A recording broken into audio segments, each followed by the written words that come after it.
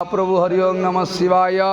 संताय करणाय त्रयहेतवे निवेदयामि तत्वानं तंगति परमेश्वर धवलेश्वर मारु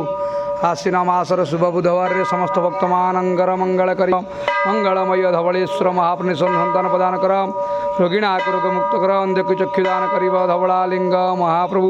समस्त गुआवसा भक्तमानंगर मंगल धवलेश्वर महाप्रभु समस्त भक्तमानंगर मंगल कर तदपर साई विद्महे महादेवाय धीमहि तन्य रुद्रं प्रचोदयात् हे मंगलमय धवलेश्वर महाप्रभु आपण पाखे जे भक्त मान मनोकामना नहीं आसुँच मनोकामना पूर्ण कर धवलालिंग महाप्रभु अन्न वस्त्र दया कर समस्त भक्तमानंकर ग्रहरिष्ट खंडन करंतु हे मंगलमय धवलेश्वर महाप्रभु नमः शिवाय महारुद्राय धवलेश्वराय नमो नमः पं दीपं ज्योति परम ब्रह्म दीपं ज्योति जनार्दनं दीपारात मे पापं पूजा दीपं नमस्ते शुभतु करतु कल्याणं आरोग्यं सुख संपदा शत्रुबुद्धि विनाशंच शुभम दीप धवलेश्वर कवाना विख्यात आनंद कवार हरि बोल।